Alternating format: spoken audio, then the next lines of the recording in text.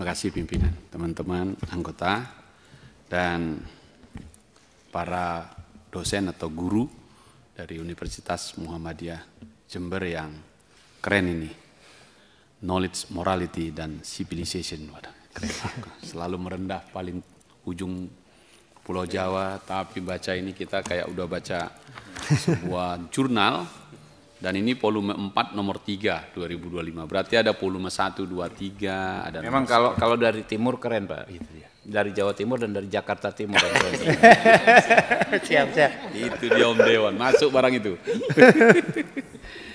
Nah, kami sempat membaca sekilas, ini bagus sekali menurut saya.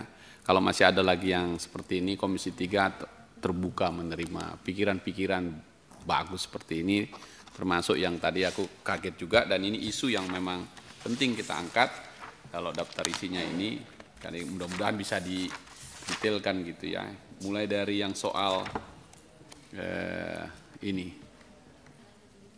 peradilan pidana ekonomi ya, soal securities crowdfunding itu, kemudian soal cryptocurrency, wah luar biasa ini. Kemudian ada artificial intelligence yang kecerdasan buatan, dan jauh sekali ini menurut saya. Jadi sekali lagi kami sangat menghargai dan berterima kasih. Nah yang kedua, karena ini teman-teman dari kampus, izinkan kami bertanya, nanti bisa diberi masukan. Pertanyaan kami ini juga berkaitan dengan upaya kita membuat norma-norma baru dalam KUHP ini.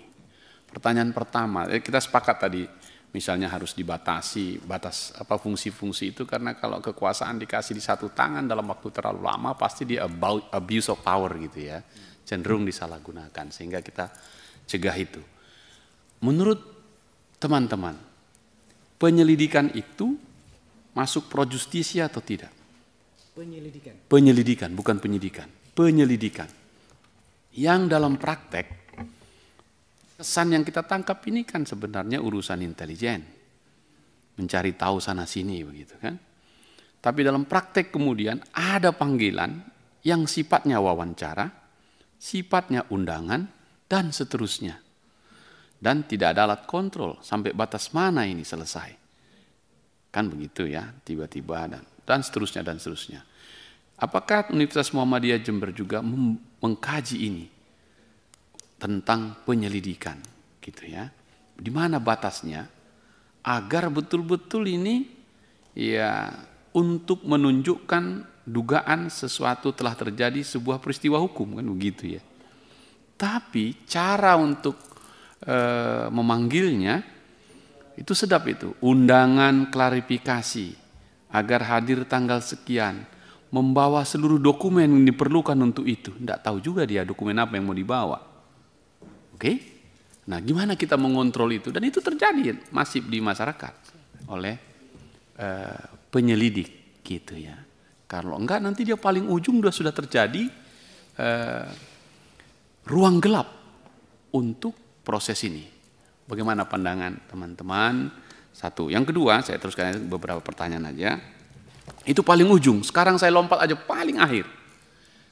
Kan pada akhirnya setelah penyidik, penuntut, pemutus, barang ini, putusan ini setelah ingkrah, jatuhlah itu ke lembaga pemasyarakatan di ujung sana. Maka dialah sebenarnya, pemasyarakatan inilah sebenarnya yang menjaga, menertibkan, dan seterusnya narapidana itu. Mungkin polisi, jaksa, hakim hanya sekian ratus hari saja berhubungan. Tapi ketika hukumannya 20 tahun penjara, iya 20 tahun berhubungan dengan si sipir, aku sebutlah istilah-istilah lama yang biar enak dengarnya, sipir penjara itu atau pemasyarakatan ini. Pertanyaan saya, apakah Universitas Muhammadiyah Jember juga membahas paling hilir dari sebuah produk penegakan hukum ini, criminal justice system, sehingga kita tidak menutup mata. Di Komisi 3 ini banyak sekali isu yang kami angkat, kejahatan yang terjadi di dalam lapas. Kalau sekarang sekitar 650.000 narapidana dan termasuk juga yang masih ditahan di rutan dan di lapas, itu kan penjahat semua yang sudah putus. Yang kalau 1-10% saja mengulanginya, dan cenderung pasti bisa terjadi, dan itu banyak case-nya.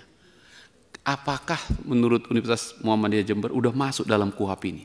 Atau harus kita masukkan di KUHP atau tidak perlu ini? Karena pada akhirnya sampai di ujung sana. Gitu. Ini pertanyaan saja untuk melengkapi pertanyaan dari pimpinan. Terima kasih. Ya, Pak